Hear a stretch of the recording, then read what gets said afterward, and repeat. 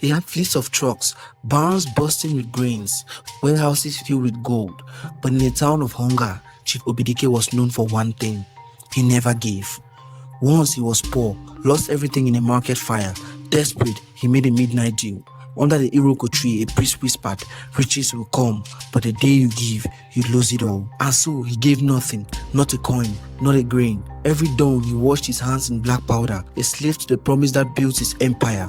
Then came Emeka, a starving child asking for food, and for the first time, Obidike's heart was moved, but fear froze his hands. He sent the boy away. Days later, the boy died, and the man with everything lost his peace. He fell to his knees and broke the covenant, gave his riches to feed the hungry, and found what he never had before: freedom. Now, on the land where pride once stood, stands a school of hope, because in Nkume, they still say, riches that cannot bless are curses in disguise. The dry wind of Harmattan swept through Nkume, a bustling town tucked between rolling hills and red earth.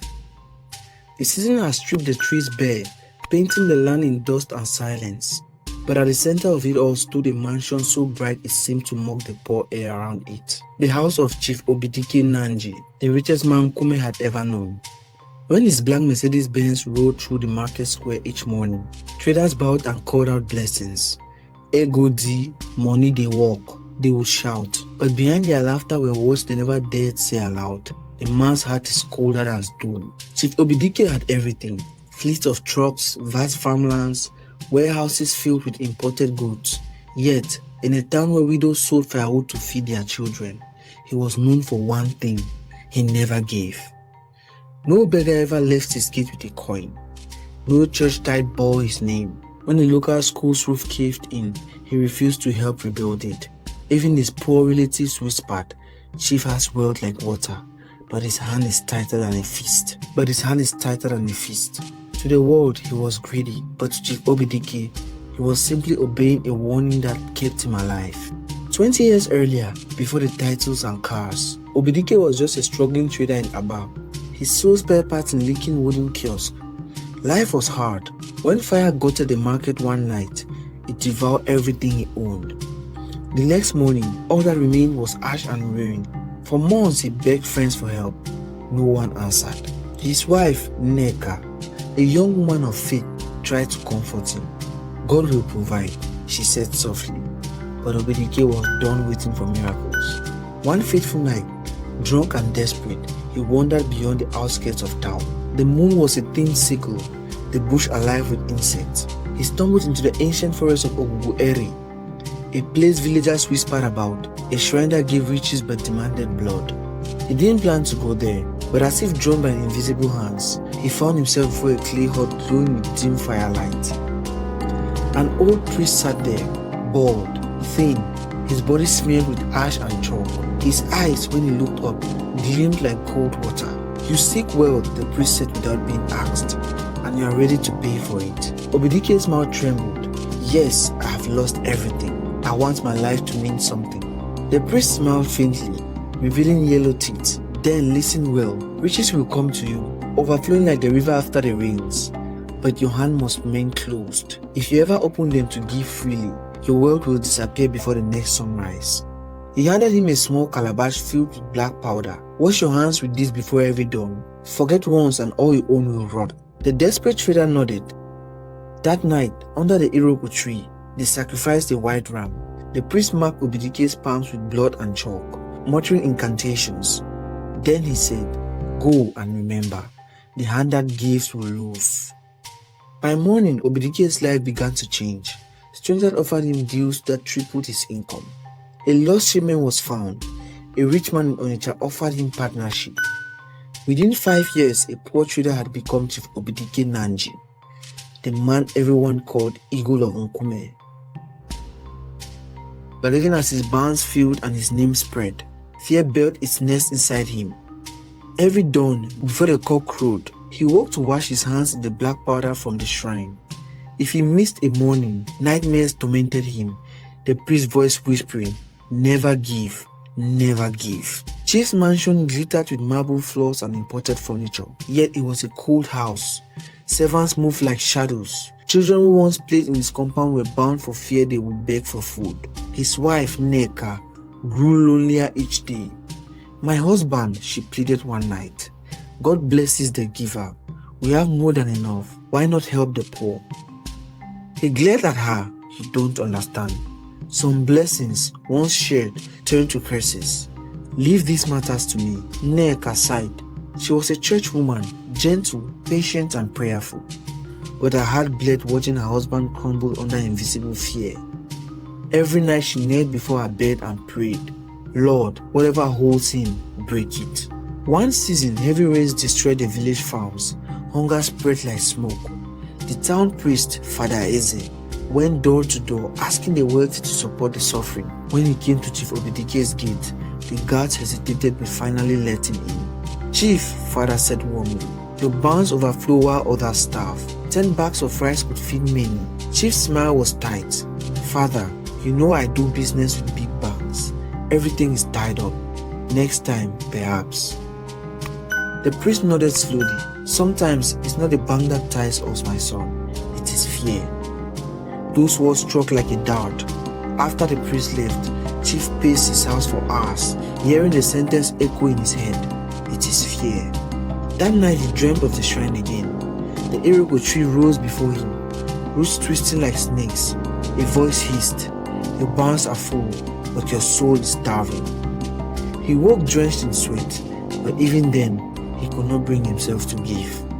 A week later, as the Harmattan wind blew dust across Nkume, a weak knock echoed at Chief's mansion gate. A frail boy stood there, no shoes, torn shirt, eyes sunken with hunger.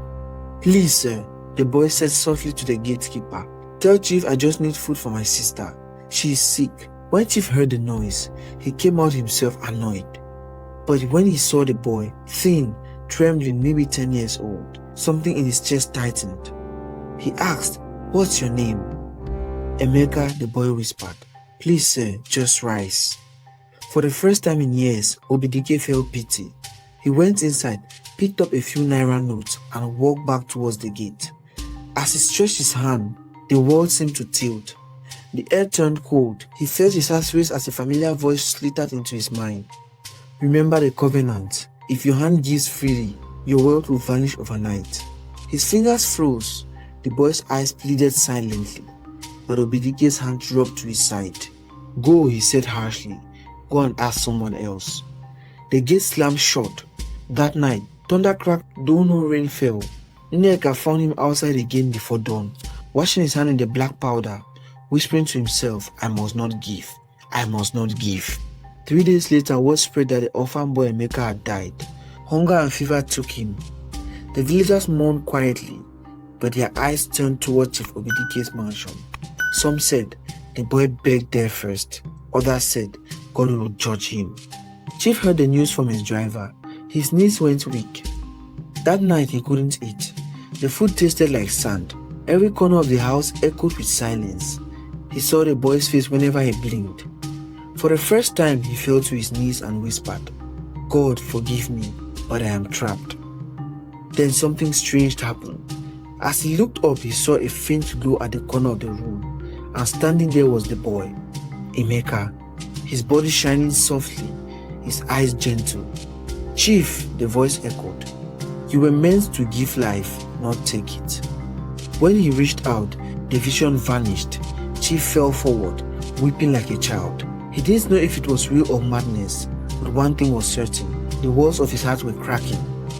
At dawn, he called his wife Nneka. He said quietly, take me to church.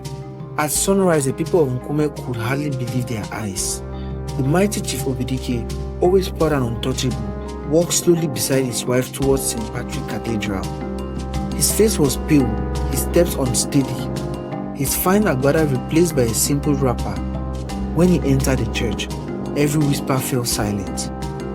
He knelt at the altar, trembling. Father, he said through tears, I made a covenant with darkness. I want to break it, even if I lose everything. Father Eze placed his hand on his shoulder.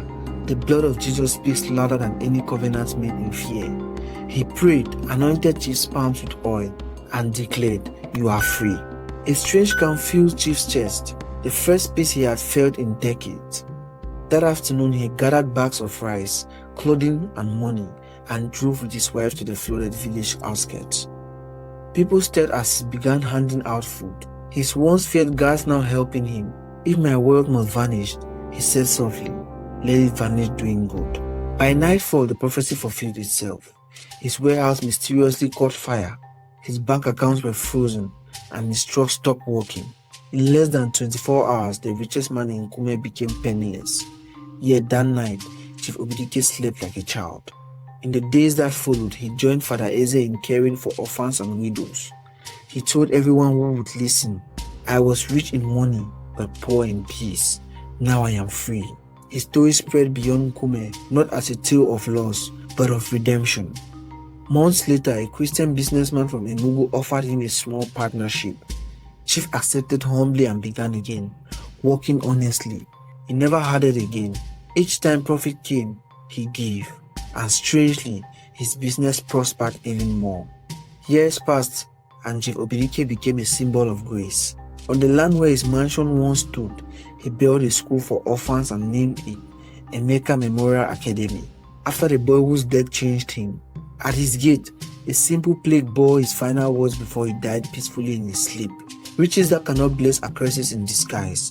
Only God gives word that frees a man to give. And so, in Nkume, when people speak of blessings, you remember the man who learned that true wealth is not in what you keep, but in what you give without fear.